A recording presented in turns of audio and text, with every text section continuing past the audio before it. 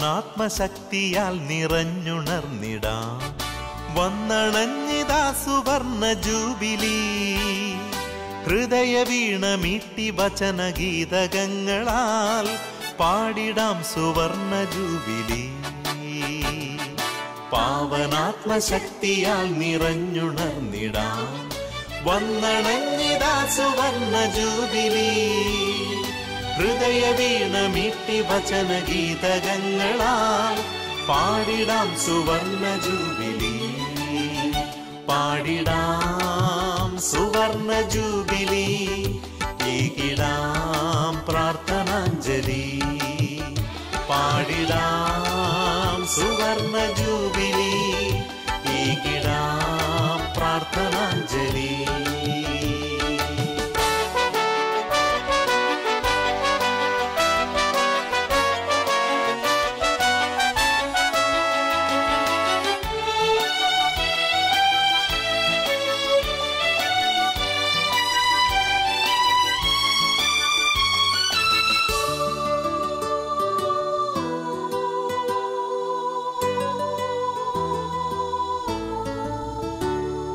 പോയ കാലങ്ങളിൽ ദൈവം നൽകിയ നന്മകൾക്കു നന്ദിയേകിടാം. അവിടുത്തെ പാതയിൽ നീങ്ങാതെ വന്നതാം വീഴ്ചകൾക്കു മാപ്പിറങ്ങിടാം. 5 പതിറ്റാണ്ടുകൾക്കു മുമ്പുണർന്നതാം വചനദീപനാള ശോഭ പുൽകി. പുത്തനാം കരുത്തു നേടിയെത്ര സോദര കർത്താവിനു സ്നേഹ സാക്ഷ്യമേകി. പാടിടാം സുവർണ ജൂബിലി. ഏകിടാം പ്രാർത്ഥനാഞ്ജലി. പാടിടാം സുവർണ ജൂബിലി. ഏകിടാം പ്രാർത്ഥനാഞ്ജലി.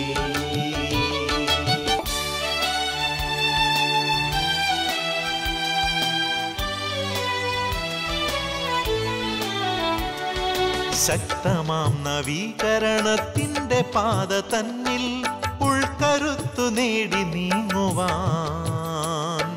തിരുവചനത്തിൻ പൊരുൾ പങ്കുവെച്ചു നൽകുവാൻ ദൈവം തെരഞ്ഞെടുത്തവർ. നമ്മെ നയിച്ചിടുവാൻ കൈപിടിച്ചവർ. മുൻപേ നടന്നകന്നു പോയവർ. ഏവരെയും യേശുവിൻ തൃക്കരങ്ങളിൽ സ്നേഹമോടെ സമർപ്പിച്ചിടാം. പാടിടാം സുവർണ ജൂബിലി. ഏകിടാം പ്രാർത്ഥനാഞ്ജലി. പാടിടാം സുവർണ ജൂബിലി. ഏകിടാം പ്രാർത്ഥനാഞ്ജലി. ഈശോ മിശിഹായിലെ ഏറ്റവും പ്രിയപ്പെട്ട അഭിവന്യ പിതാക്കന്മാരെ, പ്രിയ ബഹുമാനപ്പെട്ട വൈദികരെ, സിസ്റ്റേഴ്സ്, സഹോദരി സഹോദരന്മാരെ, എത്രയോ വലിയ ഭാഗ്യമാണ് കഴിഞ്ഞ 50 വർഷങ്ങളിലായിട്ട് നമുക്കൊക്കെ ലഭിച്ചിരിക്കുന്നത്, തിരുസഭയ്ക്ക് ലഭിച്ചിരിക്കുന്നത്. 2ാം വത്തിക്കാൻ കൗൺസിൽ എന്ന ആ മഹാസംഭവം, 2ാമത്തെ പെന്തക്കുസ്ത, പുതിയ പെന്തക്കുസ്ത എന്നൊക്കെ പുണ്യവാനായ 23-ാം യോഹന്നാൻ മാർപ്പാപ്പ വിശേഷിപ്പിച്ച ആ മഹാസംഭവം കഴിഞ്ഞിട്ട് 50 ആണ്ടുകൾ പിന്നിടുമ്പോൾ കരിസ്മാറ്റിക് നവീകരണത്തിൻ്റെയും 50 ആണ്ടുകൾ തന്നെയാണ് പിന്നിടുന്നത്. ആഗോള സഭയിൽ മുഴുവനും ആഞ്ഞടിച്ച പരിശുദ്ധാത്മാവിൻ്റെ സവിശേഷമായ കൃപാവരത്തിൻ്റെ ആ ഒരു നിറവ്, അത് തിരുസഭയിലൂടെ നമുക്കിന്ന് വ്യക്തമാകുന്നുണ്ടല്ലോ ധാരാളമായിട്ട്. അങ്ങനൊരു മഹത്തായ കൊടുങ്കാറ്റിൻ്റെ ഭാഗമായി മാറിയ നമ്മളൊക്കെ ആഗോളതലത്തിൽ ഒരുമിച്ചുള്ളവർ, മലയാളി കത്തോലിക്ക സമൂഹം, അതിൻ്റെ പ്രതിനിധികൾ, ആദ്യകാല നേതാക്കന്മാരായിട്ട് ഉള്ളവരൊക്കെ ഇവിടെ ഇന്ന് ഒരുമിച്ച് ചേരുന്ന ഈ മഹാസംഭവം വലിയ അനുഗ്രഹത്തിൻ്റെ ഒരടയാളമായിട്ട് മാറുകയാണെന്ന് നമുക്ക് ഓർത്തിരിക്കാം. പരിശുദ്ധാത്മാവ് എത്ര മനോഹരമായിട്ടാണ് തിരുസഭയെ നയിക്കുന്നത്. 2000 വർഷം പിന്നിട്ട് കഴിയുമ്പോഴും ദൈവത്തിൻ്റെ പരിശുദ്ധാത്മാവിൻ്റെ ചലനങ്ങൾ തിരുസഭയിൽ എത്ര നിറവിലാണ് ഇന്നും ഉള്ളത് എന്ന് നമ്മൾ ഈ സമയമൊക്കെ കൃതജ്ഞതയോടുകൂടി ഓർത്തെടുക്കുകയാണ്. കൂടാരത്തിരുനാളിൻ്റെ അവസാനത്തെ മഹാദിനത്തിൽ ഈശോ ജെറൂസലേം ദൈവാലയത്തിൽ ചെന്നിട്ട് ശബ്ദമുയർത്തി പറഞ്ഞുകൊണ്ട് ഇങ്ങനെ തുടങ്ങി: ആർക്കെങ്കിലും ദാഹിക്കുന്നുണ്ടെങ്കിൽ അവൻ എൻ്റെ അടുക്കൽ വരട്ടെ, എന്നിൽ വിശ്വസിക്കുന്നവൻ എന്നിൽ നിന്ന് പാനം ചെയ്യട്ടെ. തിരുലിഖിതം പ്രസ്താവിക്കുന്നത് പോലെ അവൻ്റെ ഹൃദയത്തിൽ നിന്ന്, എന്ന് വെച്ചാൽ ഈശോയുടെ ഹൃദയത്തിൽ നിന്ന് ജീവജലത്തിൻ്റെ അരുവികൾ ഒഴുകും. അവനിത് പറഞ്ഞത് തന്നിൽ വിശ്വസിക്കുന്നവർ സ്വീകരിക്കാനിരിക്കുന്ന പരിശുദ്ധാത്മാവിനെ കുറിച്ചാണ്. ഈ പരിശുദ്ധാത്മാവാണ് സഭയിൽ നിറഞ്ഞു നിന്നുകൊണ്ട് തിരുസഭയെ നയിക്കുന്നത്. അപ്പോൾ ദാഹത്തോടുകൂടി വേണം ഈ പരിശുദ്ധാത്മാവിനെ സ്വീകരിക്കാനെന്ന് കർത്താവ് പറയുകയാണ്. വിശ്വസിക്കുന്നവർ ദാഹത്തോടുകൂടി എൻ്റെ അടുക്കൽ വരട്ടെ. പ്രിയപ്പെട്ടവരെ, നമുക്കുണ്ടായിരിക്കേണ്ട ഒരു പ്രധാനപ്പെട്ട മനോഭാവമാണ് ഈ ദാഹം. തീക്ഷ്ണമായ ഒരു ദാഹം നമുക്കിപ്പോൾ ഉണ്ടാവണം. എന്തിനു വേണ്ടിയിട്ടുള്ള ദാഹം? പരിശുദ്ധാത്മാവിന് വേണ്ടിയിട്ടുള്ള ദാഹം. വിശ്വാസത്തിൽ വളരുവാനുള്ള ഒരു തീക്ഷ്ണമായ ദാഹം നമുക്ക് വേണം. ലോകമെന്ന് ഒരുപാട് ദാഹങ്ങളുടെ പിറകെ കുതിക്കുന്ന ഒരു കാലമാണെന്ന് നമുക്കറിയാം. എന്തെല്ലാം കാര്യങ്ങൾക്ക് വേണ്ടിയാണ് ഈ ഭൗതിക ലോകം ദാഹിക്കുന്നത്? സുഖ സൗകര്യങ്ങൾക്ക് വേണ്ടി, അധികാരങ്ങൾക്ക് വേണ്ടി, അഭിനിവേശങ്ങൾക്ക് വേണ്ടി, ലോകത്തിൻ്റെ എല്ലാവിധ ആസക്തികൾക്കും വേണ്ടിയിട്ടുള്ള അടങ്ങാത്ത ദാഹത്തോടുകൂടി ലോകം കുതിക്കുമ്പോഴാണ് ഈശോ പറയുന്നത്, ആർക്കെങ്കിലും ദാഹിക്കുന്നുണ്ടെങ്കിൽ അവൻ എൻ്റെ അടുക്കൽ വരട്ടെ. അപ്പൊ ഈ ദാഹത്തിന്റെ ശമനിയായിട്ട് മാറുന്നത് അവനാണ്. ജീവജലത്തിന്റെ ഉറവിടം അവിടുന്നാണ്. യെശയ്യാ പ്രവചനം 55-ാം അധ്യായത്തിലൊക്കെ നമ്മൾ വായിക്കുന്നല്ലോ, ജലാശയത്തിലേക്ക് വരിക, ദാഹിക്കുന്നവൻ വന്ന് കുടിക്കട്ടെ. അപ്പോൾ ജലാശയമാകുന്ന ദൈവത്തിന്റെ സന്നിധിയിലേക്ക്, മിശിഹായിലേക്ക് കടന്നു വരാനുള്ള വലിയൊരു ആഹ്വാനം ഇവിടെയുണ്ട്. ദാഹത്തോടുകൂടി അവിടുത്തെ സന്നിധിയിൽ അണയണം. വിശ്വാസത്തിൻ്റെ ഒരു വലിയ ദാഹം നമുക്കുണ്ടാവണം. പ്രിയപ്പെട്ടവരെ, അങ്ങനെ എന്തുമാത്രം നമുക്ക് ഇന്ന് ദാഹത്തോടു കൂടി അണയാൻ പറ്റുന്നുണ്ടെന്നൊരു ചോദ്യമുണ്ട്. ഇവിടെ നമ്മൾ കൃതജ്ഞതാഭരിതമായ ഹൃദയത്തോടു കൂടി തമ്പുരാൻ്റെ മുമ്പിൽ ഒരുമിച്ചായിരുന്നോട് ഈ മഹാസംഗമത്തിൽ പങ്കെടുക്കുമ്പോൾ ഒരു ദാഹം നമുക്കുണ്ടാവണം. ദൈവത്തിൻ്റെ പരിശുദ്ധാത്മാവിന് വേണ്ടിയിട്ടുള്ള അടങ്ങാത്ത ഒരു ദാഹം. പരിശുദ്ധാത്മാവിനെ നമുക്കെല്ലാം ലഭിച്ചിട്ടുള്ളതാണ്. പരിശുദ്ധ മാമോദീസായിലൂടെ പ്രത്യേകമായ വിധം നമ്മൾ ഈ പരിശുദ്ധാത്മാവിനെ സ്വീകരിച്ചിട്ടുണ്ട്. സ്ഥൈര്യലേപനം അല്ലെങ്കിൽ തൈലാഭിഷേകം എന്ന കൂദാശയിലൂടെ ഈ പരിശുദ്ധാത്മാവിൻ്റെ കൃപാവരങ്ങൾ നമ്മളെ ജ്വലിക്കുന്നുണ്ട്. ഇതര കൂദാശ സ്വീകരണങ്ങളിലൂടെ, സർവോപരി പരിശുദ്ധ കുർബാനയിലൂടെ ഈ പരിശുദ്ധാത്മാവ് നമ്മൾ നിറയുന്നുണ്ട്. പ്രാർത്ഥനയിലൂടെ, വചനശ്രവണത്തിലൂടെ ആത്മാവിൻ്റെ ജ്വലനം നമുക്ക് അനുഭവപ്പെടുന്നുണ്ട്. പക്ഷേ ഇത് വെറുതെ യാന്ത്രികമായിട്ടങ്ങ് പോകാനുള്ളതല്ല. തീക്ഷ്ണമായ ഒരു ദാഹത്തോടുകൂടി ആത്മാവിനെ നമ്മൾ സ്വീകരിക്കുമ്പോഴാണ് പരിശുദ്ധാത്മാവ് നമ്മളെ നിറഞ്ഞ് പ്രവർത്തിക്കുന്നത്. ഈ പരിശുദ്ധാത്മാവിൻ്റെ നിറവും കൃപയും നമുക്ക് ലഭിക്കേണ്ടത് ആവശ്യമാണ്. അങ്ങനെ ഒരു പരിശുദ്ധാത്മ നിറവാണ് കരിസ്മാറ്റിക് പ്രസ്ഥാനത്തിലൂടെ സംഭവിച്ചത്. സഭ പരിശുദ്ധാത്മാവിൽ ഒന്നുകൂടി പ്രോജ്വലിക്കാനിടയായി. അത് ദൈവത്തിൻ്റെ ആത്മാവ് ആഗ്രഹിച്ച ഒരു പ്രവർത്തനമാണ്. പലതരത്തിൽ നമുക്ക് എസെക്കിയേലിൻ്റെ പ്രവചനം നമുക്കറിയാമല്ലോ, 37-ാം അധ്യായം. അസ്ഥികളുടെ താഴ്വര, അസ്ഥികളുടെ താഴ്വരയിലേക്ക് പ്രവാചകനെ ദൈവം നയിക്കുകയാണ്. വരണ്ടുണങ്ങിയ അസ്ഥികളുടെ അടുത്ത് ചെന്നിട്ട് പ്രവാചകനോട് ദൈവത്തിൻ്റെ ആത്മാവ് പറയുന്നു, അസ്ഥികളോട് പ്രവചിക്കുക. അസ്ഥികളോട് പ്രവാചകൻ പ്രവചിക്കുമ്പോൾ അവയ്ക്കൊക്കെ ജീവൻ ഉണ്ടാകുന്നു. മജ്ജയും മാംസമൊക്കെ വെച്ച് പിടിപ്പിക്കപ്പെടുന്നു. വരണ്ടുണങ്ങിയ അസ്ഥികൾ ഒരു കിരുകിരാ ശബ്ദം പുറപ്പെടുവിച്ചുകൊണ്ട് ഒരു മഹാസൈന്യം പോലെ എഴുന്നേറ്റ് നിന്നു എന്നാണ് തിരുവചനം പറയുന്നത്. ഒരു മഹാസൈന്യം പോലെ എഴുന്നേറ്റ് നിൽക്കുന്ന വിധം ശക്തമായ ഒരു സാന്നിധ്യമായിട്ട് മാറി. പരിശുദ്ധാത്മാവ് നമ്മളെ നിറയുമ്പോഴാണ് നമ്മുടെ നിർജീവാവസ്ഥയിൽ നിന്ന്, മരണതുല്യമായ അവസ്ഥയിൽ നിന്ന്, വരണ്ടുണങ്ങിയ അവസ്ഥയിൽ നിന്ന്, പലതരത്തിലും തളർന്നുപോയ അവസ്ഥയിൽ നിന്നും നമ്മളെ എഴുന്നേൽപ്പിച്ചു നിർത്തുന്നത്. പ്രവാചകനോട് ദൈവം പറയും, എഴുന്നേൽറ്റ് കാലിൽ നിൽക്കുക എന്നൊക്കെ. അപ്പൊ ഈ പ്രവാചകന്റെ ജീവിതത്തിൽ സംഭവിച്ചത് തന്നെ അസ്ഥികൾക്കും സംഭവിക്കുകയാണ്. അപ്പൊ അസ്ഥികൾ ജീവൻ പ്രാപിക്കുന്നത് പോലെ നമ്മുടെയൊക്കെ ജീവിതത്തിലെ ഉണങ്ങി വരേണ്ട അനുഭവങ്ങൾ, നമ്മളൊക്കെ വിശ്വാസികളാണ്, ക്രൈസ്തവ വിശ്വാസം സ്വീകരിച്ചവരാണെങ്കിലും പലതിൻ്റെയും സ്വാധീനങ്ങളിൽ പെട്ടുകൊണ്ട്, ഭൗതികമായ ആസക്തികളിൽ പെട്ടുകൊണ്ട് നമ്മളൊക്കെ വരണ്ടുപോയിട്ടുണ്ട് ചിലപ്പോഴല്ല. അങ്ങനെ വരണ്ടുപോയ ഒരവസ്ഥ, വരണ്ടുണങ്ങിയ ഒരവസ്ഥ, അവിടെ ദൈവത്തിൻ്റെ ആത്മാവിൻ്റെ പ്രവർത്തനങ്ങൾ അനുഭവിക്കാൻ പറ്റുകയില്ല, പരിശുദ്ധാത്മാവിൻ്റെ ആനന്ദം അനുഭവിക്കാൻ പറ്റുകയില്ല. നമ്മളൊക്കെ വരണ്ടുണങ്ങിപ്പോയ ഒരവസ്ഥ ചിലപ്പോൾ ഉണ്ടാകാം. സ്വാഭാവികമായിട്ട് നമ്മൾ അറിയാതെ നമ്മുടെ ജീവിതത്തിലേക്ക് വരാവുന്ന ഒരു ദുരവസ്ഥയാണ്. അങ്ങനെയുള്ള അവസരത്തിലാണ് കർത്താവ് പറയുന്നത്, ദാഹത്തോടുകൂടി പരിശുദ്ധാത്മാവിന് വേണ്ടി പ്രാർത്ഥിക്കുക. ഇതാണ് പന്തക്കുസ്താ ദിവസത്തിന് വേണ്ടി കാത്തിരിക്കാൻ പറയുമ്പോൾ കർത്താവ് പറയുന്നത്, നിങ്ങൾ കാത്തിരിക്കുക. ലൂക്കാസ് വിശേഷത്തിലൊക്കെ ആ കൃത്യമായ അറിയിപ്പുണ്ട്, നിങ്ങൾ നഗരം വിട്ടു പോകരുത്, കാത്തിരിക്കുക. നഗരം വിട്ടു പോകാതെ കാത്തിരിക്കണം. അപ്പോസ്തല പ്രവർത്തനത്തിൽ നമ്മൾ 1-ാം അധ്യായത്തിലൊക്കെ വായിക്കുന്നുണ്ടത്, പരിശുദ്ധാത്മാവിന് വേണ്ടി അവര് ഒരുമിച്ച് പരിശുദ്ധി അമ്മയോട് ചേർന്നുകൊണ്ട് കാത്തിരുന്നു. പ്രാർത്ഥിച്ചു കാത്തിരുന്ന അപ്പസ്തോല സമൂഹത്തിൻ്റെ മേൽ പരിശുദ്ധി അമ്മയുടെ മേലാണ് പരിശുദ്ധാത്മാവ് വന്നിറങ്ങുന്നത് നമ്മൾ ഓർക്കണം. ഇനി ഇവിടെ നമ്മൾ ശ്രവിക്കുന്നത് ഈശോയുടെ ഹൃദയത്തിൽ നിന്നാണ് പരിശുദ്ധാത്മാവ് പുറപ്പെടുന്നത് എന്നൊരാശയമാണ്. നമ്മൾ യോഹന്നാന്റെ സുവിശേഷത്തിൽ പറഞ്ഞല്ലോ, ആർക്കെങ്കിലും ദാഹിക്കുന്നെങ്കിൽ എൻ്റെ അടുക്കൽ വന്ന് പാനം ചെയ്യട്ടെ. യോഹന്നാന്റെ സുവിശേഷത്തിന്റെ 19-ാം അധ്യായത്തിലൊക്കെ നമ്മൾ വായിക്കും, അവൻ്റെ പാർശ്വത്തിൽ നിന്ന് രക്തവും വെള്ളവും പുറപ്പെട്ടു. ഇതിനെ സഭാപിതാക്കന്മാർ വ്യാഖ്യാനിക്കുന്നത് അവൻ്റെ പാർശ്വത്തിൽ നിന്ന് സഭ ജനിച്ചു എന്ന് തന്നെയാണ്. അവൻ്റെ പാർശ്വത്തിൽ നിന്ന് പുറപ്പെട്ട രക്തവും വെള്ളവും സഭയുടെ കൂദാശകളാണ് എന്ന് പറയുന്നുണ്ട്. 4-ാം നൂറ്റാണ്ടിൽ ജീവിച്ചിരുന്ന മഹാപണ്ഡിതനായ ആ പുണ്യവാൻ വിശുദ്ധ ആഗസ്തീനോസ് മനോഹരമായിട്ട് ഇതിനെ വ്യാഖ്യാനിച്ചുകൊണ്ട് ഇങ്ങനെ പറയും, While Jesus slept on the cross, a new Eve was born. While Jesus slept on the cross, a new Eve was born. ആദ്യത്തെ ഹൗവ പിറക്കുന്നത്, അല്ലെങ്കിൽ ഹൗവയെ ദൈവം സൃഷ്ടിക്കുന്നത് ആദത്തിന്റെ വാരിയലിൽ നിന്നാണ്.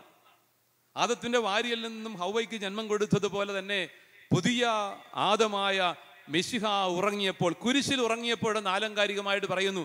ഉറക്കമാണ് സത്യത്തിലത്. യോഹന്നാന്റെ സുവിശേഷത്തിന്റെ വ്യാഖ്യാനം അനുസരിച്ചുകൊണ്ട് കുരിശിന്റെ ഉറക്കത്തിൽ തന്നെ അവൻ ഉത്ഥാനത്തിലേക്ക് പ്രവേശിച്ചു. കുരിശിൽ തന്നെയാണ്, സഹനത്തിൽ തന്നെയാണ് ഉത്ഥാനവും. അതുകൊണ്ട് മിശിഹ പിതാവിന്റെ കരങ്ങളിൽ ഉറങ്ങുകയാണ് ചെയ്തത്. മിശിഹ പിതാവിന്റെ കരങ്ങളിൽ സഹനത്തിന്റെ തീക്ഷ്ണമായ നിറവിൽ ഉറങ്ങിയപ്പോൾ അവന്റെ പാർശ്വത്തിൽ നിന്നും സഭ പിറന്നു. അങ്ങനെ അവന്റെ പാർശ്വത്തിൽ നിന്നും പിറന്ന ആ സഭയാണ് പരിശുദ്ധാത്മാവിനെ നൽകുന്നത്. അവൻ ശിരസ്സു ചായിച്ചുകൊണ്ട് ആത്മാവിനെ സമർപ്പിച്ചു എന്നാണ് പറയുന്നത്. അപ്പൊ ശിരസ്സു ചായിച്ചുകൊണ്ട് ആത്മാവിനെ സമർപ്പിക്കുക എന്ന് പറഞ്ഞാൽ സഭയ്ക്ക് പരിശുദ്ധാത്മാവിനെ അവൻ നൽകി എന്ന് തന്നെയാണ് അതിൻ്റെ അർത്ഥം. അതുകൊണ്ട് സഭയാകുന്ന ആ വലിയ സാന്നിധ്യം ഈശോ തന്നെ നൽകിയ പരിശുദ്ധാത്മാവിന് നിറവൊരുക്കുന്ന വലിയ സാധ്യതയാണ്. അവൻ്റെ പാർശ്വത്തിൽ നിന്ന് സഭയ്ക്ക് അവൻ ജന്മം കൊടുത്തു. അവൻ കുരിശിൽ ഉറങ്ങിയപ്പോൾ അവൻ്റെ പാർശ്വത്തിൽ നിന്നും ജനിച്ച സഭ പരിശുദ്ധാത്മാവിനെ നൽകുന്ന സഭയാണ്. അഗസ്തീനോസ് പുണ്യവാന്റെ വാക്കുകൾ വീണ്ടും ശ്രദ്ധേയമാണ്. ഒരാൾ എത്രമാത്രം സഭയെ സ്നേഹിക്കുന്നുവോ, കർത്താവിൻ്റെ തിരുസഭയെ ഒരാൾ എത്രമാത്രം സ്നേഹിക്കുന്നുവോ അത്രയേറെ അയാൾക്ക് പരിശുദ്ധാത്മാവുണ്ട്. കർത്താവിൻ്റെ തിരുസഭയെ ഒരാൾ എത്രമാത്രം സ്നേഹിക്കുന്നുവോ അത്രമാത്രം അയാൾക്ക് പരിശുദ്ധാത്മാവുണ്ട്. നമ്മളാരും പറഞ്ഞതല്ലത്. 4-ാം നൂറ്റാണ്ടിൽ ജീവിച്ചിരുന്ന മഹാപണ്ഡിതനായ പുണ്യവാനായ സഭാപിതാവായ ആഗസ്തീനോസ് പറയുന്ന വാക്കുകളാണ്. അപ്പൊ കർത്താവിൻ്റെ തുടർച്ചയാണ് തിരുസഭ, കർത്താവിൻ്റെ മണവാട്ടിയാണ് തിരുസഭ. അപ്പൊ ഈ തിരുസഭയിലൂടെയാണ് പരിശുദ്ധാത്മാവിനെ നമ്മൾ അനുഭവിക്കുന്നത്. ഈ തിരുസഭയിലൂടെയാണ് പരിശുദ്ധാത്മാവിനെ നമ്മൾ അനുഭവിക്കുന്നത്. അതുകൊണ്ട് സഭയോട് ചേർന്നുകൊണ്ട് ചിന്തിക്കാനും പ്രാർത്ഥിക്കാനും സഭയിലൂടെ പരിശുദ്ധാത്മാവിൽ വളരാനും നമുക്ക് സാധിക്കണമെന്നത് വളരെ പ്രധാനപ്പെട്ട ഒരു കാര്യമാണ്. ദൈവത്തോട് ചേർന്ന് നിൽക്കുന്ന സമൂഹമാണ് ദൈവത്തിൻ്റെ ആത്മാവിനാൽ നിറയുന്നത്. ഉൽപ്പത്തി പുസ്തകം 11-ാം അധ്യായത്തിൽ ബാബേൽ ഗോപുരത്തിൻ്റെ കഥ പറയുന്നുണ്ട്. ബാബേൽ ഗോപുരം ദൈവത്തിന് പുറംതിരിഞ്ഞ, ദൈവത്തെ മറികടന്നുകൊണ്ട്, ദൈവത്തെ മറന്നുകൊണ്ട് കെട്ടിപ്പടുക്കാൻ ശ്രമിച്ച ഒരു ദുരന്തത്തിൻ്റെ അവശേഷിപ്പാണ്. നമുക്ക് ദൈവത്തിന് ആവശ്യമില്ല എന്ന് പറഞ്ഞുകൊണ്ട് ഒരു കൂട്ടം മനുഷ്യർ ദൈവത്തെ മറന്നിട്ട് നമുക്കൊരു പട്ടണവും നഗരവും പണിയണമെന്ന് ദൈവത്തെ വെല്ലുവിളിച്ചുകൊണ്ട് ആരംഭിച്ച ഒരു പണി, അത് മുൻപോട്ട് നീങ്ങിയില്ല. ദൈവം അവരുടെ പണി നശിപ്പിച്ചു. കട്ടപ്പുകയായി എല്ലാം. കല്ലെന്ന് പറയുമ്പോൾ ചുടുകട്ടയും കൊണ്ടുവരും, ചുണ്ണാമ്പെന്ന് പറയുമ്പോൾ വെള്ളം കോരിക്കൊണ്ടുവരും. എല്ലാം തകരുന്ന അവസ്ഥ. പറയുന്നത് തിരിയുന്നില്ല. ചക്കെന്ന് പറയുമ്പോൾ കൊക്കെന്ന് തിരിയുമെന്നൊക്കെ പറയുന്ന പഴഞ്ചൊല്ല് പോലെ തന്നെ ഒന്നും പറയുന്നത് തിരിയുന്നില്ല. പണിക്കാരുടെ പണിയെല്ലാം നാമാവശേഷമായി, നാനാവിധമായി, ഛിന്ന ഭിന്നമായി തീർന്നു. അങ്ങനെ ബാബേൽ ഗോപുരം ഛിന്ന ഭിന്നമാക്കപ്പെട്ടെന്ന് വെച്ചാൽ അവരുടെ ഭാഷ ഭിന്നിച്ചു എന്നാണ്. അവർ പറയുന്ന പരസ്പരം തിരിയാത്ത അവസ്ഥയിലായി. ഭാഷ ഭിന്നിച്ചു. ഭാഷ ഭിന്നിക്കാനുള്ള കാരണം എന്താണ്? ദൈവത്തിന് പുറംതിരിഞ്ഞു. ദൈവത്തിന് പുറംതിരിഞ്ഞപ്പോൾ അവര് ഛിന്ന ഭിന്നമായിട്ട് ചിതറിത്തെറിച്ചു. ഇന്ന് ഈ കാലഘട്ടത്തിലും സംഭവിക്കുന്ന ഇതൊക്കെ തന്നെയാണ്. ദൈവത്തെ മറന്നുകൊണ്ട് ഭൗതികതയിൽ അഭിരമിക്കുമ്പോൾ ഭാഷ ഭിന്നിക്കുന്ന അവസ്ഥ, ശിഥിലമാക്കപ്പെടുന്ന അവസ്ഥ, ഭിന്നമായിട്ട് തകർന്നു പോകുന്ന ദുരവസ്ഥകളൊക്കെ സംഭവിക്കുന്നു. പിന്നെ എപ്പോഴാണ് ഭാഷ ഒന്നിക്കുന്നത്? ഭാഷ ഒന്നിക്കുന്നത്, ബാബേലിൽ ഭിന്നിച്ച ഭാഷ ഒന്നിക്കുന്നത് പന്തക്കുസ്തായിലാണ്. ബാബേലിൽ ഭിന്നിച്ച ഭാഷ ഒന്നിക്കുന്നത് പന്തക്കുസ്തായിലാണ്. പരിശുദ്ധാത്മാവ് കടന്നു വരുമ്പോൾ സ്ത്രീഹന്മാർ പരിശുദ്ധ അമ്മയോട് ചേർന്നുകൊണ്ട് പ്രാർത്ഥിച്ചുകൊണ്ടിരുന്നിട്ട് പരിശുദ്ധാത്മാവിനെ സ്വീകരിക്കുന്ന വേളയിൽ പരിശുദ്ധാത്മാവ് അഗ്നിയായിട്ട് അവരുടെ ജീവിതത്തിലേക്ക് ഇറങ്ങി വരുമ്പോൾ അവരുടെ ഭാഷ ഒന്നിക്കും. പിന്നെ പത്രോസ് സംസാരിക്കുന്നത് പരിശുദ്ധാത്മാവിൽ നിറഞ്ഞുകൊണ്ടാണ്. പത്രോസ് സംസാരിക്കുമ്പോൾ ഓരോരുത്തരും അവനവന്റെ ഭാഷയിൽ തന്നെ കേൾക്കുന്നു. വിവിധ ഭാഷകൾ സംസാരിച്ചിരുന്നവര്, വിവിധ ഭാഗത്തുള്ളവരൊക്കെ വന്നിട്ട് വിവിധ ഭാഷയിലുള്ള യഹൂദരായിരിക്കാം. അവർക്കൊരു പക്ഷേ അറമായ ഭാഷയിലാണ് പത്രോസ് സംസാരിക്കുന്നെങ്കിൽ ചിലപ്പോൾ ആ ഭാഷ തിരിയുമായിരിക്കാം. പക്ഷേ അതിനേക്കാൾ പ്രധാനപ്പെട്ട കാര്യം അവരവരുടെ ഭാഷയിൽ അവർ ശ്രമിച്ചു എന്നുള്ളതാണ്. അവരവരുടെ ഭാഷയിലെന്ന് വെച്ചാൽ അവരവരുടെ ജീവിത സാഹചര്യങ്ങൾക്ക് അനുഗുണമായിട്ട് അവർക്കാവശ്യമുള്ള വിധം അവരുടെ ഹൃദയത്തോട് ദൈവത്തിൻ്റെ പരിശുദ്ധാത്മാവ് സമ്മതിച്ചു. അപ്പൊ ദൈവത്തിൻ്റെ പരിശുദ്ധാത്മാവ് അവരവരുടെ ഭാഷയിൽ അവർക്കാവശ്യമുള്ള വിധം അവരോട് സംസാരിച്ചു എന്നാണ് അതിൻ്റെ അർത്ഥം. പ്രിയപ്പെട്ടവരെ, ഭാഷകൾ ഭിന്നിക്കുന്നതും തകർന്നടിയുന്നതും ദൈവത്തിന് പുറംതിരിയുമ്പോഴാണ്. അത് ഈ കാലഘട്ടത്തിൻ്റെ പരിച്ഛേദമാണ്. ഏതോ ഒരാൾക്കൂട്ടത്തിൽ പെട്ടുപോയതുപോലെ നമ്മളൊക്കെ ഇങ്ങനെ കൃത്യമായിട്ട് ദിശാബോധമില്ലാതെ നട്ടം തിരിയുന്ന ഒരു അവസ്ഥ ചിലപ്പോൾ ഉണ്ടായേക്കാം. നമ്മൾ വിശ്വാസികളായിട്ടുള്ളവർ പോലും ചില ആൾക്കൂട്ടങ്ങളിൽ പെട്ടുപോകാം. ആൾക്കൂട്ടം എന്ന് പറയുമ്പോൾ ഞാൻ അർത്ഥമാക്കുന്നത് ദിശാബോധമില്ലാത്ത, വളരെ നിസ്സംഗതയോടുകൂടി എങ്ങോട്ടെന്ന് അറിയില്ലാത്ത വിധം ഈ ലോകത്തിൻ്റെ വ്യാപാരങ്ങളിൽ മുഴുകി ദൈവചിന്ത മറന്നിട്ട് വ്യാപരിക്കുന്ന മനുഷ്യൻ്റെ ഗതികേടിനെ കുറിച്ചാണ്. ആ അവസ്ഥ ചിലപ്പോൾ വിശ്വാസികളായ നമുക്കും ഉണ്ടാകാം. സന്യസ്തരും വൈദികരും മിത്രാന്മാരുമായ നമുക്കൊക്കെ ഉണ്ടാകാം ഈ അവസ്ഥ. ദൈവത്തിന് വേണ്ടുവോളം സമയവും ഇടവും കൊടുക്കാതിരിക്കുമ്പോൾ, ദൈവത്തിന് വേണ്ടി, ദൈവത്തിൻ്റെ പരിശുദ്ധാത്മാവിന് വേണ്ടി ദ്വാഹിക്കാതിരിക്കുമ്പോൾ ഇതുപോലെയുള്ള വരണ്ടുണങ്ങിയ ദുരവസ്ഥകൾ നമ്മുടെ ജീവിതത്തിലേക്കും പിറന്നു വീഴാം എന്നുള്ള കാര്യം നമുക്ക് ഗൗരവമായിട്ട് ചിന്തിക്കാനും ധ്യാനിക്കാനും കഴിയണം.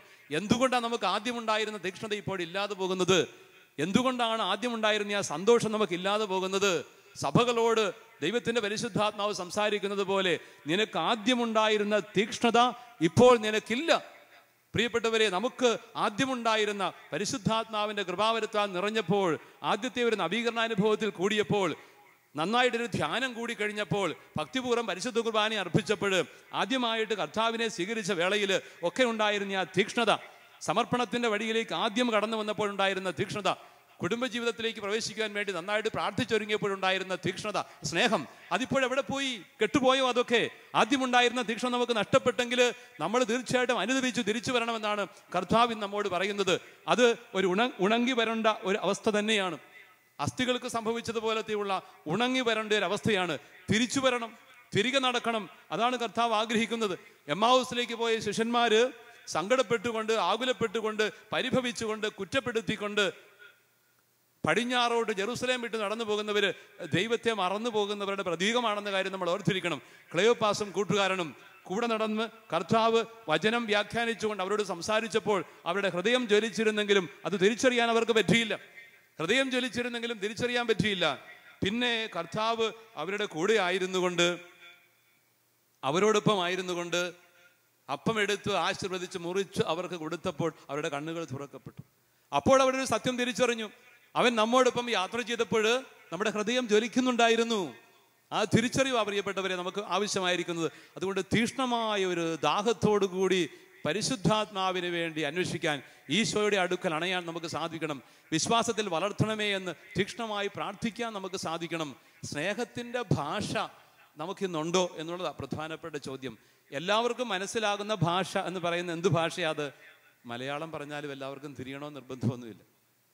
ഭാര്യ ഭർത്താക്കന്മാർ തമ്മിൽ മലയാളം പറയാത്തതുകൊണ്ടാണോ അടി കൂടുന്നത്? മാതാപിതാക്കളും മക്കളും തമ്മിൽ കലഹം ഉണ്ടാകുന്നതിന് കാരണം അവിടെ ഭാഷ മാറിപ്പോയത് കൊണ്ടോ ഇംഗ്ലീഷോ ഹിന്ദിയോ പറഞ്ഞതുകൊണ്ടോ ആണോ? അല്ല, ശുദ്ധ മലയാളം തന്നെ സംസാരിച്ചു, പക്ഷെ പറയുന്നത് തിരിയുന്നില്ല. അപ്പൊ എന്താണ് ഈ തിരിയുന്ന ഭാഷ എന്ന് പറഞ്ഞാൽ? സ്നേഹത്തിൻ്റെ ഭാഷയാണത്, ഹൃദയത്തിൻ്റെ ഭാഷയാണ്. അപ്പൊ ഹൃദയത്തിൻ്റെ ഭാഷ എവിടെ ഇല്ലാതാകുന്നുവോ അവിടെ സ്നേഹം മരിക്കുന്നു. സ്നേഹം മരിക്കുമ്പോൾ പരസ്പരം മനസ്സിലാക്കാൻ പറ്റുന്നില്ല, തിരിയുന്നില്ല, തിരിച്ചറിയാൻ പറ്റുന്നില്ല.